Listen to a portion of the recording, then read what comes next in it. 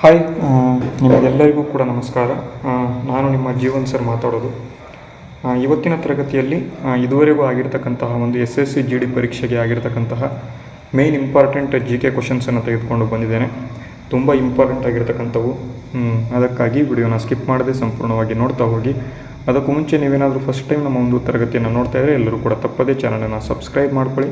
ನಿಮಗೆ ಮುಂದೆ ಬರ್ತಕ್ಕಂಥ SSC GD ಮತ್ತು ಇಲ್ಲಿ RRB ಗ್ರೂಪ್ ಡಿ ಬೇರೆ ಬೇರೆ ಪರೀಕ್ಷೆಗಳಿಗೆ ಈ ಒಂದು ಕ್ವಶನ್ಸ್ಗಳು ಯೂಸ್ ಆಗ್ತವೆ. ಅದನ್ನು ಕೂಡ ನೋಡ್ಕೊಳ್ತಾ ಹೋಗ್ಬೋದು. ಓಕೆನಾ?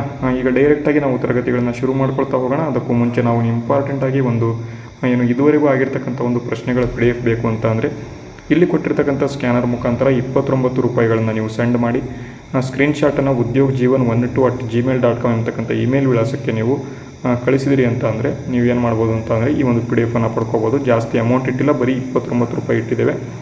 ಇದುವರೆಗೂ ಆಗಿರತಕ್ಕಂತಹ ಒಂದು ಮೇನ್ ಇಂಪಾರ್ಟೆಂಟ್ ಕ್ವಶನ್ಸ್ಗಳನ್ನು ನಿಮಗೆ PDF ರೂಪದಲ್ಲಿ ಕೊಡುವಂಥ ಒಂದು ಪ್ರಯತ್ನ ಇದು. ಒಂದ್ಸಲಿ ಚೆಕ್ ಮಾಡಿ. ಓಕೆನಾ? ಡೈರೆಕ್ಟಾಗಿ ಇವತ್ತಿನ ಮೊದಲನೇ ಪ್ರಶ್ನೆ ನೋಡೋಣ. ಯಾಕೆ ಅಂತ ಆಲ್ರೆಡಿ ಟೈಮ್ ಇಲ್ಲ, ನಾನು ತರಗತಿಯನ್ನು ಮಾಡಲೇಬೇಕು. ಈಗ ಮೊದಲನೇ ಪ್ರಶ್ನೆ ಈ ರೀತಿಯಾಗಿದೆ. The doctrine of lapse was applied to which princely state ಅಂತ ನೋಡಿ. ಫಸ್ಟ್ ಅಪ್ಲೈಡ್ ಅಂದರೆ ಮೊದಲ ಬಾರಿಗೆ ಎಲ್ಲಿ ಅಪ್ಲೈ ಆಯಿತು ಅಂದರೆ ದತ್ತು ಮಕ್ಕಳಿಗೆ ಹಕ್ಕಿಲ್ಲ ಎಂಬ ನೀತಿಯನ್ನು ಮೊದಲು ಯಾವ ಸಂಸ್ಥಾನಕ್ಕೆ ಇಲ್ಲಿ ಅನ್ವಯಿಸಲಾಯಿತು ಅಂತ ಇಲ್ಲಿ ಪ್ರಶ್ನೆ ಕೇಳಿದ್ದಾರೆ. ಇದಕ್ಕೆ ಆನ್ಸರನ್ನು ಕಮೆಂಟ್ ಬಾಕ್ಸ್ ಮೂಲಕ ಕಮೆಂಟ್ ಮಾಡಿ ನೋಡೋಣ. ನೋಡಿ, ನೀವೆಲ್ಲರೂ ಕೂಡ ಏನು ಮಾಡ್ತೀರಾ ಅಂತ ಅಂದರೆ ಝಾನ್ಸಿ ರಾಣಿ ಲಕ್ಷ್ಮೀಬಾಯಿ ಏನು ಹೋರಾಡಿದರು ಅದಕ್ಕೆ ಝಾನ್ಸಿ ಅಂತ ಆಪ್ಷನನ್ನು ಹಾಕಿಬಿಡ್ತೀರಾ. ಆದರೆ ಇಲ್ಲಿ ಡಾಕ್ಟ್ರಿನ್ ಆಫ್ ಲ್ಯಾಬ್ಸ್ ಎಂತಕ್ಕಂಥದ್ದು ದತ್ತು ಮಕ್ಕಳಿಗೆ ಹಕ್ಕಿಲ್ಲ ಎಂಬತಕ್ಕಂಥ ನೀತಿಯನ್ನು ಮೊದಲ ಬಾರಿಗೆ ಯಾವ ಒಂದು ಸಂಸ್ಥಾನಕ್ಕೆ ತರಲಾಯಿತು ಅಂತ ಅಂದರೆ ಅನ್ವಯ ಆಗಿದ್ದು ಯಾವುದಲಿ ಅಂತ ಸತಾರಕ್ಕೆ. ಆಪ್ಷನ್ ಇಲ್ಲಿ B ಸರಿಯಾದ ಉತ್ತರ ಆಗಿರ್ತದೆ. ತುಂಬ ಇಂಪಾರ್ಟೆಂಟು. ಅದೇ ರೀತಿ ಮುಂದಿನ ಪ್ರಶ್ನೆ, which article of the Indian constitution states the state shall take steps to separate judiciary from the executive. ನೋಡಿ, ತುಂಬ ಇಂಪಾರ್ಟೆಂಟ್ ಪ್ರಶ್ನೆ ಇದು. ಕಾರ್ಯಾಂಗದಿಂದ ನ್ಯಾಯಾಂಗವನ್ನು ಪ್ರತ್ಯೇಕ ಮಾಡಲು ರಾಜ್ಯ ಕ್ರಮ ಕೈಗೊಳ್ಳಬೇಕು ಎಂದು ಸಂವಿಧಾನದ ಯಾವ ವಿಧಿ ತಿಳಿಸುತ್ತೆ ಅಂತ ಇಲ್ಲಿ ಪ್ರಶ್ನೆ. Very important. ನೋಡಿ, ಇಲ್ಲಿ 50ನೇ ವಿಧಿ ಏನಿದೆ, 50ನೇ ವಿಧಿ ಕಾರ್ಯಾಂಗದಿಂದ ನ್ಯಾಯಾಂಗವನ್ನು ಪ್ರತ್ಯೇಕ ಮಾಡಲು ರಾಜ್ಯವು ಕ್ರಮ ಕೈಗೊಳ್ಳಬೇಕು ಅಂತ ಇಲ್ಲಿ ಹೇಳ್ತಕ್ಕಂಥ ವಿಧಿ ಇದು 50ನೇ ವಿಧಿ. ಅದೇ ಇಂಟರ್ನ್ಯಾಷನಲ್ ಪೀಸ್ ಆ್ಯಂಡ್ ಸೆಕ್ಯೂರಿಟಿ ಬಗ್ಗೆ ಹೇಳ್ತಕ್ಕಂಥ ವಿಧಿ ಯಾವುದು? 51ನೇ ವಿಧಿ. 52ನೇ ವಿಧಿ ಇದು ಏನಪ್ಪ ಅಂತಾನೆ ಭಾರತಕ್ಕೆ ಒಬ್ಬ ಪ್ರೆಸಿಡೆಂಟ್ ಬೇಕು ಅಂತ ಇಲ್ಲಿ ಹೇಳ್ತದೆ. ಇಷ್ಟು ಕೂಡ ಗೊತ್ತಿರಬೇಕು. ಮತ್ತು 48ನೇ ವಿಧಿ ಎನ್ವಿರಾನ್ಮೆಂಟ್ ಬಗ್ಗೆ ಅಥವಾ ಪರಿಸರದ ಬಗ್ಗೆ ಹೇಳ್ತಕ್ಕಂಥ ವಿಧಿ ಅದು. ಇಷ್ಟು ಕೂಡ ಇಂಪಾರ್ಟೆಂಟು, ನೆನ್ಪಿಟ್ಕೊಳ್ಳಿ. ಇಲ್ಲಿ 50ನೇ ವಿಧಿ ಇಲ್ಲಿ ಸರಿಯಾದ ಉತ್ತರ ಆಗಿದೆ. ಓಕೆನಾ? ಅದೇ ರೀತಿ ಮುಂದಿನ ಪ್ರಶ್ನೆ, in the context of medieval India the term amal guzar refer to the which officer ಅಂತ. ಮಧ್ಯಕಾಲೀನ ಭಾರತದ ಸಂದರ್ಭದಲ್ಲಿ ಅಮಿಲ್ ಅಥವಾ ಅಮಲ್ ಗುಜರ್ ಎಂಬತಕ್ಕಂಥದ್ದು ಯಾವ ಅಧಿಕಾರಿಯನ್ನು ಸೂಚಿಸ್ತಾ ಇತ್ತು ಅಂತ ಇಲ್ಲಿ ಪ್ರಶ್ನೆ.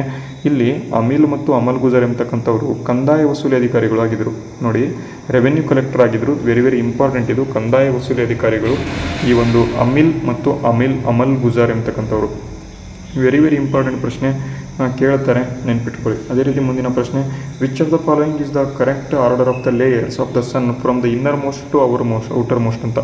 ಸೂರ್ಯನ ಪದರಗಳ ಸರಿಯಾದ ಕ್ರಮ ಅಂದರೆ ಒಳಗಿನಿಂದ ಹೊರಕ್ಕೆ. ಇಲ್ಲಿ ಒಳಗೇನಿರುತ್ತೆ, ನೆಕ್ಸ್ಟ್ ಹೊರಕ್ಕೇನಿರುತ್ತೆ, ಈ ರೀತಿಯಾಗಿ ಒಳಗಿನಿಂದ ಹೊರಕ್ಕೆ ಯಾವುದು ಇಲ್ಲಿ ಸರಿ ಅಂತ ಕೇಳಿದರೆ ತುಂಬ ಇಂಪಾರ್ಟೆಂಟ್. ನೋಡಿ, ಫೋಟೋಸ್ಪಿಯರ್, ಕ್ರೋಮೋಸ್ಪಿಯರ್, ಕೊರೋನಾ, ಕ್ರೋಮೋಸ್ಪಿಯರ್ ಮತ್ತು ಫೋಟೋಸ್ಪಿಯರ್, ಫೋಟೋಸ್ಪಿಯರ್, ಕೊರೋನಾ, ಕ್ರೋಮೋಸ್ಪಿಯರ್ ಅಂತ. ಇಲ್ಲಿ ಸರಿಯಾದ ಉತ್ತರ ಯಾವುದಪ್ಪ ಅಂತ ಅಂದರೆ ಮೊದಲನೇದು ಯಾವುದು ಅಂತ ಅಂದರೆ ಇಲ್ಲಿ ಫೋಟೋಸ್ಪಿಯರ್. ನೆಕ್ಸ್ಟ್ ಯಾವುದು? ಇದು ಕ್ರೋಮೋಸ್ಪಿಯರ್. ಅತ್ಯಂತ ಹೊರಗಿರೋದು ಯಾವುದಪ್ಪ ಅಂತ ಅಂದರೆ corona. Photosphere, chromosphere, corona, PCC. ಈ ರೀತಿಯಾಗಿ ನೆನ್ಪಿಟ್ಕೊಳ್ಳಿ. Photosphere, chromosphere, corona. ಹಾಗಾದರೆ ಯಾವುದು? ಆಪ್ಷನ್ ಎನಲ್ಲಿದೆ. Option A is the right answer. ಓಕೆನಾ? ಅರ್ಥ ಆಯ್ತಾ? ಮುಂದಿನ ಪ್ರಶ್ನೆಗೆ ಹೋಗೋಣ. ನೋಡಿ, ಮುಂದಿನ ಪ್ರಶ್ನೆ, the Lorenz curve is the graphical representation of which of the following ಅಂತ ಕೊಟ್ಟಿದ್ದಾರೆ. ಲಾರೆನ್ಸ್ ಎಂಬತಕ್ಕಂಥ ಒಂದು ವಕ್ರರೇಖೆ ಇದೆ. ಇದು ಕೆಳಗಿನ ಯಾವುದರ ಗ್ರಾಫಿಕಲ್ ಪ್ರಾತಿನಿಧ್ಯ ಆಗಿದೆ ಅಂತ ಇಲ್ಲಿ ಪ್ರಶ್ನೆ. ಮತ್ತು ಇಲ್ಲಿ ಇನ್ನೊಂದು ಇತ್ತೀಚೆಗೆ ನಾನು ಹೇಳಿದ್ದೆ, ಯಾವುದಪ್ಪ ಅಂತ ಗಿನಿ ಕೋಎಫಿಷಿಯೆಂಟ್ ಯಾವುದರ ಬಗ್ಗೆ ಹೇಳುತ್ತೆ ಅಂತ ಹೇಳಿದ್ದೆ. ಅದು ಇನ್ಕಮ್ ಇನ್ಇಕ್ವಾಲಿಟಿ ಬಗ್ಗೆ ಹೇಳುತ್ತೆ. ಓಕೆ. ಅದೇ ರೀತಿ ಇಲ್ಲಿ ಲಾರೆನ್ಸ್ ಕರ್ವ್ ಅಂತಕ್ಕಂಥದ್ದು ಯಾವುದು ಕೆಳಗಿನ ಪ್ರಾತಿನಿಧ್ಯದ ಒಂದು ಗ್ರಾಫಿಕಲ್ ರಿಪ್ರೆಸೆಂಟೇಷನ್ ಆಗಿದೆ ಅಂತ ಕೇಳಿದರೆ ಇದು ಆದಾಯ ಮತ್ತು ಸಂಪತ್ತಿನ ಹಂಚಿಕೆ ಬಗ್ಗೆ ಹೇಳ್ತದೆ. ಡಿಸ್ಟ್ರಿಬ್ಯೂಷನ್ ಆಫ್ ಇನ್ಕಮ್ ಮತ್ತು ವೆಲ್ತ್ ಇದರ ಬಗ್ಗೆ ಹೇಳ್ತದೆ ಲಾರೆನ್ಸ್ ಕರ್ವು. ಪಕ್ಕಾ ಪ್ರಶ್ನೆ ಕೇಳಿದರೆ ಮತ್ತು ಕೇಳ್ತಾರೆ ಕೂಡ, ನೆನ್ಪಿಟ್ಕೊಳ್ಳಿ. ಮುಂದೆ ಪಕ್ಕ ಕೇಳ್ತಾರೆ ಇದನ್ನು. ಅದೇ ರೀತಿ ಮುಂದಿನ ಪ್ರಶ್ನೆ, under whose leadership was the Chittagong armoury raid carried out in 1930 ಅಂತ. ಚಿತ್ತಗಾಂಗ್ ಶಸ್ತ್ರಾಗಾರ ದಾಳಿ ನಡೀತು ಯಾವಾಗಪ್ಪ ಅಂತ ಅಂದರೆ 1930ರಲ್ಲಿ. ಅದು ಯಾರ ಒಂದು ನೇತೃತ್ವದಲ್ಲಿ ನಡೆಯಿತು ಅಂತ, ಯಾರ ನಾಯಕತ್ವದಲ್ಲಿ ನಡೀತು ಅಂತ ಇಲ್ಲಿ ಪ್ರಶ್ನೆ ಕೇಳಿದರೆ ಆಪ್ಷನ್ಸ್ ನೋಡಿ, ಸೂರ್ಯ ಸೇನ್, ಚಂದ್ರಶೇಖರ್ ಆಜಾದ್, ಭಗತ್ ಸಿಂಗ್ ಮತ್ತು ರಾಮ್ ಪ್ರಸಾದ್ ಬಿಸ್ಮಿಲ್ ಅಂತ ಕೊಟ್ಟಿದ್ದಾರೆ. ಯಾರ ಒಂದು ಇದರಲ್ಲಿ ನಾಯಕತ್ವದಲ್ಲಿ ನಡೀತು ಅಂತ ಅಂದರೆ ಸೂರ್ಯ ಸೇನ್ ಅವರ ಒಂದು ನಾಯಕತ್ವದಲ್ಲಿ ಈ ಒಂದು ಚಿತ್ತಗಾಂಗ್ ಶಸ್ತ್ರಾಗಾರ ದಾಳಿ ಅಥವಾ ಚಿತ್ತಗಾಂಗ್ ಆರ್ಮೌರಿ ರೈಡ್ 1930ರಲ್ಲಿ ನಡೆಯುತ್ತೆ. ಪ್ರಶ್ನೆ ಕೇಳ್ತಾರೆ, ನೆನ್ಪಿಟ್ಕೊಳ್ಳಿ. ಅದೇ ರೀತಿ ಬನ್ನಿ ಮುಂದಿನ ಪ್ರಶ್ನೆ. Which physiological process involves the movement of molecules from the region of higher concentration to the region of lower concentration ಅಂತ. ನೋಡಿ, ಅಣುಗಳು ಹೆಚ್ಚಿನ ಸಾಂದ್ರತೆ ಪ್ರದೇಶದಿಂದ ಕಡಿಮೆ ಸಾಂದ್ರತೆ ಪ್ರದೇಶಕ್ಕೆ ಚಲಿಸುವ ಶಾರೀರಿಕ ಪ್ರಕ್ರಿಯೆ ಏನು ಅಂತ ಕೇಳಿದರೆ ತುಂಬ ಈಸಿ ಪ್ರಶ್ನೆ ಇದು. ಆದರೆ ಇಲ್ಲಿ ಸರಿಯಾದ ಉತ್ತರ ಯಾವುದಪ್ಪ ಅಂತ ಅಂದರೆ ಡಿಫ್ಯೂಷನ್ ಅಂತ. ಡಿಫ್ಯೂಷನ್ ಎಲ್ಲರೂ ಕೂಡ ಆಸ್ಮೋಸಿಸ್ ಅಂತ ಹಾಕ್ತೀರಾ. ಆಸ್ಮೋಸಿಸ್ ಅಂತ ಅಂದರೆ lower concentration to higher concentration ಅಂತ ಕರೀತಾರೆ. ಅದೇ ರೀತಿ ಇಲ್ಲಿ ಹೈಯರ್ ಕಾನ್ಸಂಟ್ರೇಷನ್ ಟು ಲೋಯರ್ ಕಾನ್ಸಂಟ್ರೇಷನಿಗೆ ಬರೋದು ಯಾವುದಪ್ಪ ಅಂತ ಅಂದರೆ ವಿಸರಣ ಅಥವಾ ಡಿಫ್ಯೂಷನ್ ಅಂತ ಕರೀತಾರೆ. ಇದು ವೆರಿ ವೆರಿ ಇಂಪಾರ್ಟೆಂಟು, ಕೇಳ್ತಾರೆ, ನೆನ್ಪಿಟ್ಕೊಳ್ಳಿ. ಅದೇ ರೀತಿ ಮುಂದಿನ ಪ್ರಶ್ನೆಗೆ ಹೋಗೋಣ. ದ ಮಾಂಟ್ರಿಯೆಕ್ಸ್ ರೆಕಾರ್ಡ್ ಎಂತಕ್ಕಂಥದ್ದು is a register associated with which following ಅಂತ ಕೊಟ್ಟಿದೆ. ಮಾಂಟ್ರಿಯೆಕ್ಸ್ ರೆಕಾರ್ಡ್ ಎಂತಕ್ಕಂಥದ್ದು ಯಾವುದಕ್ಕೆ ಸಂಬಂಧಿಸಿದ ದಾಖಲೆಯಾಗಿದೆ ಅಂತ ಇಲ್ಲಿ ಪ್ರಶ್ನೆ ಕೇಳಿದರೆ ಅಳಿವಿನಂಚಿನಲ್ಲಿರುವ ಪ್ರಾಣಿಗಳು. ಇದಕ್ಕೆ ಇರತಕ್ಕಂಥ ರೆಕಾರ್ಡ್ ಯಾವುದು? IUCN ಎಂತಕ್ಕಂಥದ್ದು. ಓಕೆನಾ? ಹಾಗಾದರೆ ಆಪ್ಷನ್ ಎ ಅಲ್ಲ. ಹಸಿರು ಮನೆ ಅನಿಲಗಳ ಬಿಡುಗಡೆ CFC, ಇಲ್ಲಿ ಕ್ಯೋಟೋ ಪ್ರೋಟೋಕಾಲ್ ಎಂತಕ್ಕಂಥದ್ದು ಇದು ಇದಕ್ಕೆ ಸಂಬಂಧ ಹೊಂದಿರುತ್ತದೆ. ಪರಮಾಣು ಶಸ್ತ್ರಾಸ್ತ್ರಗಳ ನಿಯಂತ್ರಣ ಅದು ಬೇರೆದಿದೆ. ಆದರೆ ಮಾಂಟ್ರಿಯೆಕ್ಸ್ ರೆಕಾರ್ಡ್ ಅಥವಾ ಮಾಂಟ್ರಿಯಲ್ ಪ್ರೋಟೋಕಾಲ್ ಅಂತಲೂ ಕೂಡ ಕರೀತಾರೆ. ಮಾಂಟ್ರಿಯೆಕ್ಸ್ ರೆಕಾರ್ಡ್ ಅಂತ ಕರೀತಾರೆ. ಅದನ್ನು ರಾಮ್ಸರ್ ತಾಣಗಳಿಗೆ, ರಾಷ್ಟ್ರೀಯ ಪ್ರಾಮುಖ್ಯತೆಯ ಒಂದು ಜೌಗು ಪ್ರದೇಶಗಳಿಗೆ ಇದು ಏನಪ್ಪ ಮಾಡಿದೆ ಅಂತ ಅಂದರೆ ಇಂಪಾರ್ಟೆಂಟ್ ಸಂಬಂಧ ಹೊಂದಿದೆ ಅಂತ. ಆಪ್ಷನ್ ಯಾವುದು? ಬಿ ಇಲ್ಲಿ ಸರಿಯಾದ ಉತ್ತರ ಆಗಿದೆ. ಅದೇ ರೀತಿ ಮುಂದಿನ ಪ್ರಶ್ನೆ. Which among the following is the largest peninsular river in India ಅಂತ. ಭಾರತದ ಅತಿ ದೊಡ್ಡ ದ್ವೀಪಕಲ್ಪ ನದಿ ಯಾವುದು ಅಂತ. ಪೆನಿನ್ಸುಲಾರ್ ರಿವರ್ ಇನ್ ಇಂಡಿಯಾ ಅಂತ. ಕೃಷ್ಣ, ಗೋದಾವರಿ, ನರ್ಮದಾ ಮತ್ತು ಮಹಾನದಿ ಅಂತ ಕೊಟ್ಟಿದ್ದಾರೆ. ಯಾವುದಕ್ಕೆ ಸರಿಯಾದ ಉತ್ತರ? ಪೆನಿನ್ಸುಲರ್ ಪ್ಲೇಟು ಅಂತಂದರೆ ಭಾರತದ ಈ ಒಂದು ಪ್ಲೇಟು ನೋಡಿ ತೋರಿಸ್ತೇನೆ. ಭಾರತದ ಯಾವ ಪ್ಲೇಟು? ಇದು ಭಾರತ ಅಂತ. ಇದನ್ನು ಪೆನಿನ್ಸುಲರ್ ಪ್ಲೇಟು ಅಂತ ಕರೀತಾರೆ. ಇಲ್ಲಿ ಗೋದಾವರಿ ಹುಟ್ಟಿ ಇಲ್ಲಿಗೆ ಬರುತ್ತೆ. ಆ ಒಂದು ಗೋದಾವರಿ ಏನಿದೆ ಅತ್ಯಂತ ದೊಡ್ಡ ಒಂದು ಪೆನಿನ್ಸುಲರ್ ರಿವರ್ ಅಥವಾ ದ್ವೀಪಕಲ್ಪ ನದಿ ಆಗಿದೆ. ಓಕೆನಾ? ಅರ್ಥ ಆಯ್ತಾ? ಮುಂದಿನ ಪ್ರಶ್ನೆಗೆ ಹೋಗೋಣ. ದ ಬ್ಲಾಕ್ ಶೈಲಿ ಮನುಸ್ಕ್ರಿಪ್ಟ್ ಏನಪ್ಪ ಅಂದರೆ ಬಕ್ಷಾಲಿ ಮನುಸ್ಕ್ರಿಪ್ಟ್ ಎಂತಕ್ಕಂಥದ್ದು is a ancient Indian text related to which subject ಅಂತ.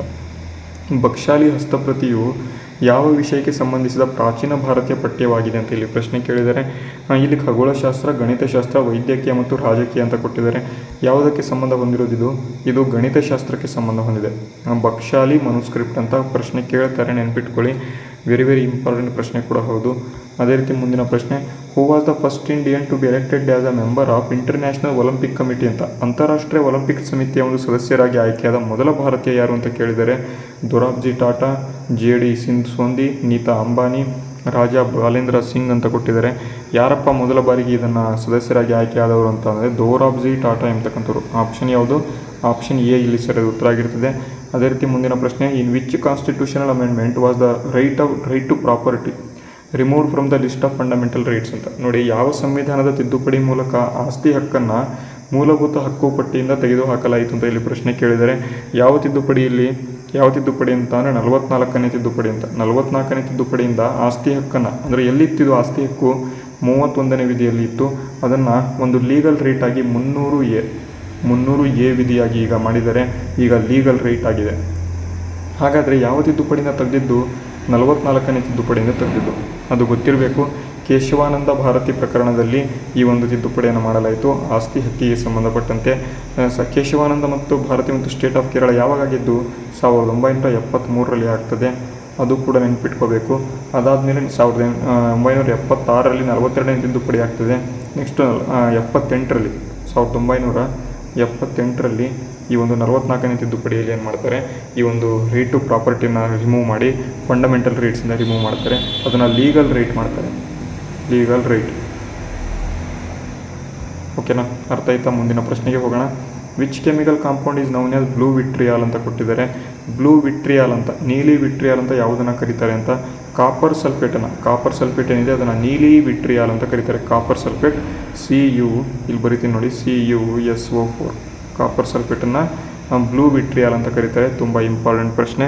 ಅದೇ ರೀತಿ ಮುಂದಿನ ಪ್ರಶ್ನೆ. ದ ಲಿಂಬಾರಾಮ್ ಎಂಬತಕ್ಕಂಥದ್ದು ಯಾವ ಕ್ರೀಡೆಗೆ ಸಂಬಂಧ ಹೊಂದಿದ್ದಾರೆ ಅಂತ. ಲಿಂಬಾರಾಮ್ ಎಂಬತಕ್ಕಂಥವ್ರು ಇವರು ಆರ್ಚರಿಗೆ, ಬಿಲ್ಲುಗಾರಿಕೆಗೆ. ಒಂದು ಬಿಲ್ಲನ್ನು ಇಲ್ಲಿರುತ್ತೆ, ಇಲ್ಲಿ ಈ ರೀತಿಯಾಗಿರುತ್ತೆ. ಬಿಲ್ ಈ ಕಡೆಯಿಂದ ಬಂದು ಕರೆಕ್ಟಾಗಿ ಹೊಡಿತಾರೆ, ಅದನ್ನು ಬಿಲ್ಲುಗಾರಿಕೆ ಅಂತ ಕರೀತಾರೆ.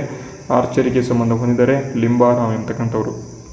ಅದೇ ರೀತಿ ಮುಂದಿನ ಪ್ರಶ್ನೆ, which fundamental right was described by doctor B R Ambedkar as the heart and soul of the constitution ಅಂತ. ಯಾವ ಮೂಲಭೂತ ಹಕ್ಕನ್ನು ಡಾಕ್ಟರ್ ಬಿ ಆರ್ ಅಂಬೇಡ್ಕರ್ ಅವರು ಸಂವಿಧಾನದ ಹೃದಯ ಮತ್ತು ಆತ್ಮ ಎಂದು ಬಣ್ಣಿಸಿದ್ದಾರೆ ಅಂತ ಇಲ್ಲಿ ಪ್ರಶ್ನೆ ಕೇಳಿದರೆ, ಯಾವುದಪ್ಪ ಅಂತ ಅಂದರೆ ಸಂವಿಧಾನಾತ್ಮಕ ಪರಿಹಾರಗಳ ಹಕ್ಕು. ಆರ್ಟಿಕಲ್ ಯಾವುದು? 32ನೇ ಆರ್ಟಿಕಲ್. ಇದರಲ್ಲಿ ಟೋಟಲ್ ಆಗಿ 5 ರಿಟ್ಗಳು ಬರ್ತವೆ. 5 ರಿಟ್ಗಳು ಬರ್ತವೆ. ಹೇಬಿಯಸ್ ಕಾರ್ಪಸ್ ಮತ್ತು ಮ್ಯಾಂಡಮಸ್, ಸರ್ಶಿಯೋರರಿ, ಈ ರೀತಿಯಾಗಿ ಟೋಟಲ್ ಆಗಿ 5 ರಿಟ್ಗಳು ಬರ್ತವೆ. ಹಾಗಾಗಿ ಇದನ್ನು ಅಂಬೇಡ್ಕರ್ ಅವರು ಏನು ಹೇಳಿದ್ದಾರೆ, heart and soul of the Indian constitution ಅಂತ ಇಲ್ಲಿ ಹೇಳಿದ್ದಾರೆ ಅಂತ. ನೆಕ್ಸ್ಟು ಅದೇ ರೀತಿ ಮುಂದಿನ ಪ್ರಶ್ನೆ, the Koppen climate classification system uses the criteria define climatic region ಅಂತ. ಕೊಪ್ಪನ್ ಹವಾಮಾನ ವರ್ಗೀಕರಣ ವ್ಯವಸ್ಥೆಯು ಯಾವುದನ್ನು ಮಾನದಂಡವಾಗಿ ಬಳಸುತ್ತದೆ ಅಂತ ಇಲ್ಲಿ ಕೇಳಿದ್ದಾರೆ. ನೋಡಿ, ಕೇವಲ ಮಳೆ ಅಂತ ಕೊಟ್ಟಿದ್ದಾರೆ, ಮತ್ತು ಕೇವಲ ತಾಪಮಾನ ಮತ್ತು ಮಳೆ, ಟೆಂಪ್ರೇಚರ್ ಆ್ಯಂಡ್ ಪ್ರೆಸಿಪಿಟೇಷನ್ ಎರಡನ್ನೂ ಕೂಡ ಬಳಸ್ತಾರೆ. ವೆರಿ ಇಂಪಾರ್ಟೆಂಟ್ ಪ್ರಶ್ನೆ ಇದು, ಕೇಳ್ತಾರೆ, ನೆನ್ಪಿಟ್ಕೊಳ್ಳಿ. ಅದೇ ರೀತಿ ಮುಂದಿನ ಪ್ರಶ್ನೆ, which Indian revolutionary founded the India house in London ಅಂತ. ಇಂಡಿಯಾ ಹೌಸನ್ನು ಸ್ಥಾಪನೆ ಮಾಡಿದ ಭಾರತೀಯ ಕ್ರಾಂತಿಕಾರಿ ಯಾರು ಅಂತ ಕೇಳಿದರೆ ಶ್ಯಾಮ್ಜಿ ಕೃಷ್ಣ ವರ್ಮಾ ಅವರು. ಎಲ್ಲರೂ ಕೂಡ ವಿ ಡಿ ಸಾವರ್ಕರ್ ಅಂತ ಹೇಳ್ತೀರಾ. ಗದರ್ ಪಾರ್ಟಿಯನ್ನು ಮಾಡ್ತಾರೆ, ಓಕೆನಾ. ಲಾಲಾ ಹರ್ದಯಾಳ್ ಮತ್ತು ಇಲ್ಲಿ ಮೋತಿಲಾಲ್ ನೆಹರು ಇವರಿಬ್ಬರು ಹೋಗಿ ಗದರ್ ಪಾರ್ಟಿಯನ್ನು ಮಾಡ್ತಾರೆ ಸ್ಯಾನ್ ಫ್ರಾನ್ಸಿಸ್ಕೋ ಅಲ್ಲಿ. ಆದರೆ ಶ್ಯಾಮ್ಜಿ ಕೃಷ್ಣ ವರ್ಮಾ ಅವರು ಏನು ಮಾಡ್ತಾರೆ, ಇಂಡಿಯಾ ಹೌಸನ್ನು ಸ್ಥಾಪನೆ ಮಾಡ್ತಾರೆ ಎಲ್ಲಂತ ಅಂದರೆ ಲಂಡನ್ನಲ್ಲಿ. ಇಲ್ಲಿ ಅದೇ ರೀತಿ ಇಲ್ಲಿ ಗದರ್ ಪಾರ್ಟಿಯಲ್ಲಿ ಫಾರ್ಮೇಷನ್ ಆಗಿದ್ದು USA ಅಲ್ಲಿ. ಅದೇ ಲಂಡನಲ್ಲಿ ಕೇಳಿದರೆ ಶ್ಯಾಮ್ಜಿ ಕೃಷ್ಣ ವರ್ಮಾ ಅವ್ರು ಏನು ಮಾಡ್ತಾರೆ, ಇಂಡಿಯಾ ಹೌಸನ್ನು ಸ್ಥಾಪನೆ ಮಾಡ್ತಾರೆ. ಇಷ್ಟನ್ನು ನೆನ್ಪಿಟ್ಕೊಳ್ಳಿ. ಅದೇ ರೀತಿ ನಾವು ಮುಂದಿನ ಪ್ರಶ್ನೆಗೆ ಹೋಗೋಣ. ದ ನೀತಿ Aayog follows the which approach of the planning process ಅಂತ ಕೊಟ್ಟಿದ್ದಾರೆ. ನೀತಿ ಆಯೋಗವು ಯೋಜನೆಗಳಿಗೆ ಯಾವ ವಿಧಾನವನ್ನು ಅಳವಡಿಸುತ್ತದೆ ಅಂತ. Top down approach, bottom up approach, ಕೇಂದ್ರೀಕೃತ ಯೋಜನೆ ಯಾವುದು ಅಲ್ಲ ಅಂತ ಕೊಟ್ಟಿದ್ದಾರೆ. ಯಾವುದು ಈ ಒಂದು ಪ್ರಶ್ನೆಗೆ ಉತ್ತರ ಅಂತ ಅಂದರೆ ಯಾವುದಪ್ಪ ಅಂತಂದರೆ ಬಾಟಮ್ ಅಪ್ ಅಪ್ರೋಚ್ ಅಂತ, ಕೆಳಗಿನಿಂದ ಮೇಲಕ್ಕೆ ಅಂತ ನಾವು ಇದು ಯೂಸ್ ಮಾಡ್ತೇವೆ. ಈ ಒಂದು ಬಾಟಮ್ ಅಪ್ ಅಪ್ರೋಚನ್ನು ಈ ಒಂದು ನೀತಿ ಆಯೋಗ ಬಳಸ್ತದೆ, ಗೊತ್ತಿರಲಿ. ಮುಂದಿನ ಪ್ರಶ್ನೆ, what is the name of the process by which solid directly changes to the gas ಅಂತ. ತುಂಬ ಈಸಿ, ಸಬ್ಲಿಮಿನೇಷನ್ ಅಂತ ಅಥವಾ ಉತ್ಪನ್ನ ಅಂತ ಕರೀತಾರೆ. ಘನ ವಸ್ತು ಡೈರೆಕ್ಟಾಗಿ ಅನಿಲ ಆಗೋದು. ಘನ ಇದೆ, ಇಲ್ಲಿ ದ್ರವ ಆಗಲ್ಲ, ಡೈರೆಕ್ಟಾಗಿ ಅನಿಲ ಆಗ್ತದೆ. ಇದನ್ನು ಸಬ್ಲಿಮಿನೇಷನ್ ಅಂತ ಕರೀತಾರೆ ಇಂಗ್ಲೀಷಲ್ಲಿ, ಅಷ್ಟೇ. ನೆಕ್ಸ್ಟ್ ಕೊನೆಯ ಪ್ರಶ್ನೆ, which is the highest peak of the western Ghats ಅಂತ ಕೊಟ್ಟಿದ್ದಾರೆ. ಪಶ್ಚಿಮ ಘಟ್ಟಗಳ ಅತಿ ಎತ್ತರದ ಶಿಖರ ಯಾವುದು ಅಂತ. ಇದಕ್ಕೆ ಸರಿಯಾದ ಉತ್ತರವನ್ನು ಎಲ್ಲರೂ ಕೂಡ ಕಮೆಂಟ್ ಬಾಕ್ಸ್ ಮೂಲಕ ಕಮೆಂಟ್ ಮಾಡಿ ತಿಳಿಸ್ಬೋದು. ಮತ್ತು ಇವತ್ತಿನ ತರಗತಿ ಎಲ್ಲರಿಗೂ ಕೂಡ ಹೇಗೆ ಅನ್ನಿಸ್ತು ಪ್ಲೀಸ್ ಕಮೆಂಟ್ ಮಾಡಿ. ಅದೇ ರೀತಿ ನಿಮಗೇನಾದರೂ ತರಗತಿಗಳ ಆನ್ಸರ್ ಬೇಕು ಅಂತ ಇಲ್ಲಿ ಕೊಟ್ಟಿರ್ತೀನಿ, ನೋಡ್ಕೋಬೋದು. ಅದಾದ ಬಳಿಕ PDF ಏನಾದರೂ ಬೇಕು ಅಂತ ಅಂದರೆ ಇಲ್ಲಿ ಕೊಟ್ಟಿರ್ತಕ್ಕಂಥ ಒಂದು ಸ್ಕ್ಯಾನರ್ ಮುಖಾಂತರ 29 ರೂಪಾಯಿನ ಕಳಿಸಿ udyogjeevan12@gmail.com ಅಂತಕ್ಕಂಥ ಇಮೇಲ್ ವಿಳಾಸಕ್ಕೆ ನೀವು ಕಳಿಸಿದರೆ ನಿಮಗೆ PDF ಸಿಗ್ತದೆ. ಅದನ್ನು ಕೂಡ ಯೂಸ್ ಮಾಡ್ಕೊಳ್ಳಿ ಅಂತ ಹೇಳ್ತಾ ಇವತ್ತಿನ ವಿಡಿಯೋನ ಮುಗಿಸ್ತೇನೆ. ಜೈ ಹಿಂದ್, ವಂದೇ ಮಾತರಂ.